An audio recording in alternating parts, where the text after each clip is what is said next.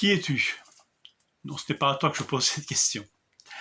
C'est la question que voulaient poser les apôtres à Jésus dans le passage que nous lisons ce matin, Jean 21, de 12 à 14.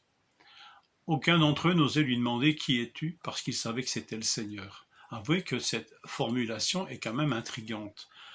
S'ils savaient que c'était le Seigneur, pourquoi alors être tenté de lui demander « Qui es-tu » s'ils savent qui il est? Curieuse question, trouvez-vous pas?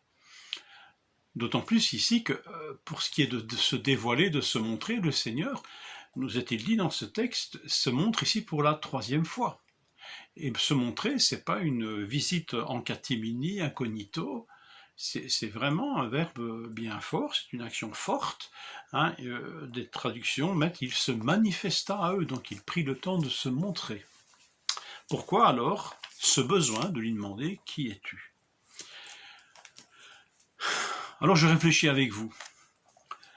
Ce Jésus qu'ils ont côtoyé pendant 3 ans n'est plus tout à fait le même, surtout après cette pêche miraculeuse, surtout après s'être montré dans une chambre fermée à double tour, avec toutes les portes et les fenêtres fermées. Comment, Seigneur, toi que nous avons côtoyé, avec qui nous avons mangé, avec qui nous avons marché, pleuré, ri, qui es-tu alors? Vraiment? Un petit peu comme si nous avions fréquenté un condisciple à l'école pendant 3 ans. C'est devenu un pote, un copain. On a partagé pas mal de choses. Et puis finalement, j'apprends un jour qu'il est fils de roi ou fils de premier ministre ou fils de président. Je pense que son identité soudain se brouillerait un peu à mes yeux. Et je serais tenté de dire, mais qui es-tu vraiment? Et imaginez que ce choc, je crois qu'il est à la puissance 1000 pour les apôtres, parce qu'il ne s'agit pas ici du fils d'un président ou d'un roi, mais du fils de Dieu. Alors, toute notre vie, j'espère, sera faite de cette découverte que celui qui s'est fait un des nôtres et qui s'est humilié jusqu'à la mort de la croix soit si haut placé, fils de Dieu. Je crois que le texte de Philippiens 2, 7 à 11, nous décrit dans les mots que le Saint-Esprit a inspirés cet émerveillement. Lui qui existant en forme de Dieu n'a pas regardé son égalité avec Dieu comme une proie arrachée, mais il s'est dépouillé lui-même en devenant un simple homme, etc. Vous me rappelez ce texte? Je crois que c'est un texte que nous devrions relire souvent et il doit nous émerveiller. Qui es-tu, Seigneur? L'étonnement respectueux.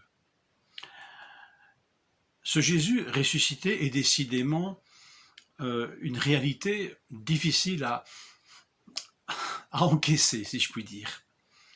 Lui, le crucifié, transpercé par une lance, maltraité, mis au tombeau, il est là, vivant, parlant, mangeant.